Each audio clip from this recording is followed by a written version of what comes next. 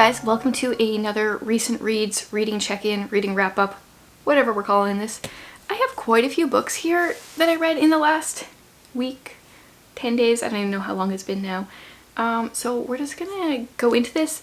I'm going in no particular order. There is a variety of genres here. We've got lots of different things going on.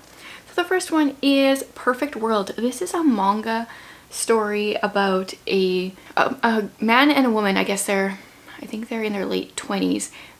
She had a crush on him in high school and they meet each other again for the first time, I think, since high school. But he has since been in a car accident and is now in a wheelchair. And he is an architect. And I don't know what she's doing, but somehow they're like working together a little bit.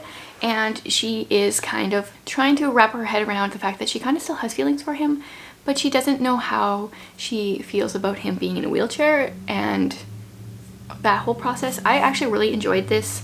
I gave this novel, or this volume, 4 stars, but I don't plan on continuing it. Like, I think it was really good. I think a lot of good stuff happened throughout this volume, but I don't really care to know where it goes from there. So there's that one.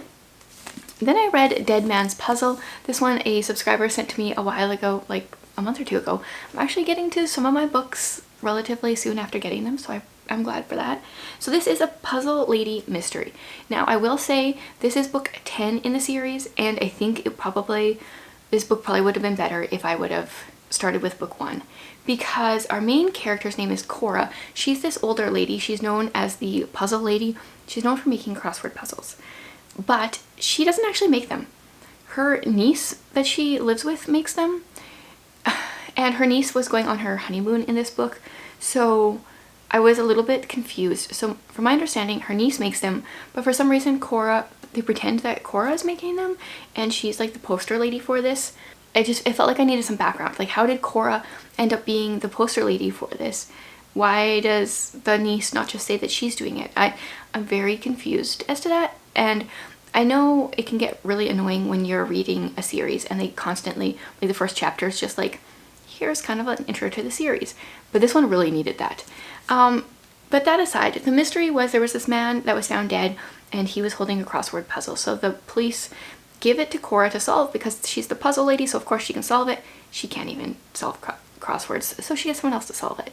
But it actually leads to a clue and the story continues, and Cora is constantly helping the police out. They don't really care, but she does like some breaking and entering that they do care about.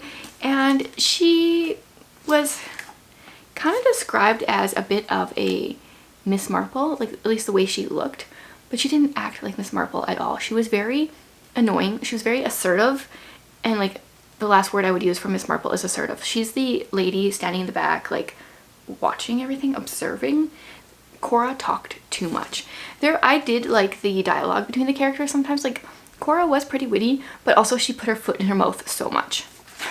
Okay, but like, speaking of like witty banter, so Cora is breaking into a house and she has an accomplice that she's taken with her, and so the person that came with her said, "When I dropped you off in the driveway, I was just an accessory. Now I'm a full-fledged accomplice." And Cora's response, "That's good. It would be a shame to be a half-fledged accomplice. The girls in maximum security would probably tease you something awful."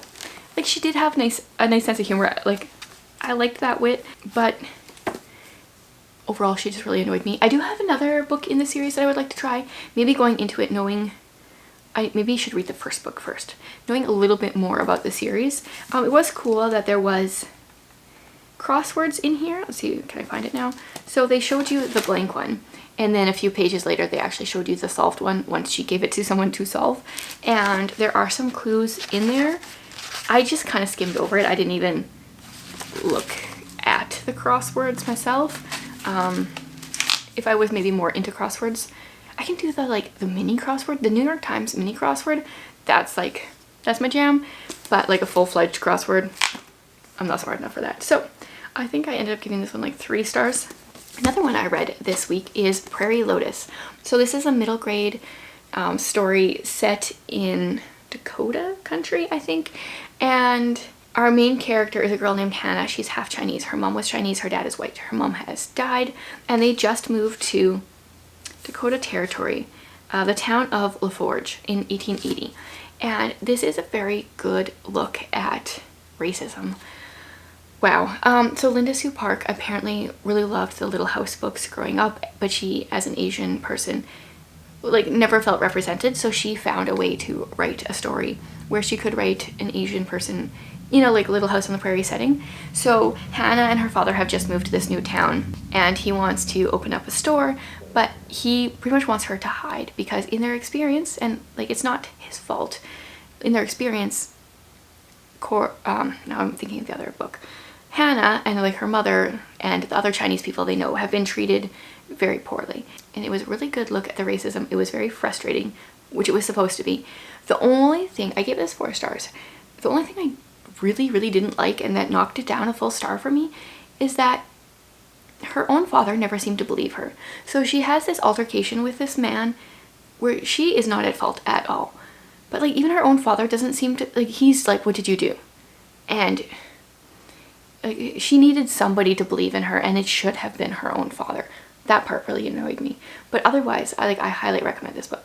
A graphic novel I read is Space Boy. Now this really confused me because it's called Space Boy, but like that is a girl on the cover. And maybe like these days you can't quite tell anymore what's what. But no, that actually is a girl. Her name is Amy. And I think on my last reading wrap-up thing, I shared The Last Quintista. And this is pretty much exactly the opposite. So Amy has spent her entire life living on in a mining colony out in deep space on some kind of like planet. But for some reason, they have to come back to Earth. And so she sleeps for 30 years. And it's very like The Last Quintista is-ish, except in reverse. Instead of going from Earth to space, you're going from space to Earth. And so this is pretty much her experience adjusting to Earth. I really enjoyed the her learning like about gravity and like how heavy she was and how their muscles had to grow. That was interesting. But then it's pretty much about her time in high school. And then it has a little, there's like this character, this space boy character that it starts out with. And he is in some of her classes, and like he's obviously like a mystery throughout this series, even though she is currently the main character. So I enjoyed this. The drama of the high school was a little much for me. I don't care to continue the series, but I did appreciate reading this right after The Last Quintista. It like carried a lot of those same vibes. Then another, I was gonna look up how to say this. Another manga that I read is Barakamon. Not sure if that's actually how you say it. This one was highly recommended to me by a few different people. So that word that I'm not 100% sure I said right, so I won't say again, actually means energetic child. So the main character is a girl who, I think this is a really cute page. She's I think they call her the town scamp. She's very energetic and gets into a lot of trouble. She reminds me like 100%, this is my almost 2-year-old right now. Like she is this girl. So that was fun. The story is about a man who is a calligrapher. He got insulted about his calligraphy, punched a guy, and was sent to this very remote island where it's a very like close-knit community. People are always in your business, especially some little girls that, I don't know, pop up everywhere. And so this is the story of him, I don't know, starting to get over some of his problems, learning about the people in the community, and I actually really enjoyed this. I plan on continuing this series for sure. Okay, then I had a DNF this week, and I'm actually really glad I DNF'd it. So I did not finish The Golden Compass. I started it. This was my book for the Read Your Bookshelf Challenge, the book you've been avoiding, and I'm so glad to like just check this off. I got to 50 pages. I did a reading vlog, a very short reading vlog on Patreon on this. This was like a bonus reading vlog. I'm also doing one for Pride and Prejudice this month, and that one's going to be longer because I'm actually reading the entire book. Pretty much, I didn't get to any of the controversial parts of this book because I was just so bored. I got to page 50. I had to push myself. I think I was at page 35 and bored out of my mind, and then I was like, I have to make it to page 50 at least. And I did, and now this book is going to be leaving my house. And then my last book slash 3 books slash 3 novellas that are actually the same length as actual books, I read the entire Skyward Flight collection. Now, I did not go into this knowing what I should have known. So there's 3 books: Sunreach, Read On, Evershore. And I very incorrectly assumed it was Sunreach came after book 1, Read On came after book 2, and Evershore came after book 3. But no. Sunreach and Read On are books 2.1 and 2.2, so they both come after book 2. Evershore is supposed to be after book 3, but I kind of think we actually have to read this before book 3. So pretty much you read all 3 of these between book 2 and book 3. And after I read Evershore, like, book 3 made so much more sense. I wish it wasn't. When there's novellas, you feel like you can kind of skip them. I don't think you should skip these. If you're going to read the series, you have to read these as well. So, okay, Skyward starts out as there's humans that live on a planet, and they are getting constantly attacked by aliens. And so we normally follow Spensa in the books, but in Sunreach we're following FM, who is one of her friends and people that she gets to know when she's becomes a pilot. Then we follow Alanik, I think is how you say her name. She is an alien, I don't remember exactly what she is, that we encounter in book 2. Yeah.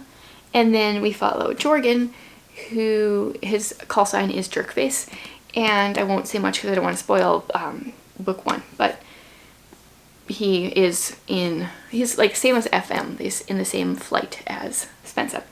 So yes, I enjoyed these. I enjoyed book 1 and book 3 better than book 2. I think actually book 1 was my favorite, following FM. I liked her as a character. Jorgen is very play by the rules, so it was interesting to see him maybe fight against that a little bit in his story. And then Alanik, I just felt like she maybe didn't have enough personality. So these are written by Brandon Sanderson and Jancy Patterson. I actually don't know how much Sanderson had to do with this. I kind of feel like it was mostly Jancy, and it felt like that in book 1. The first 2 chapters, I'm like, this feels off. But then I don't know if she hit her stride or the book hit its stride.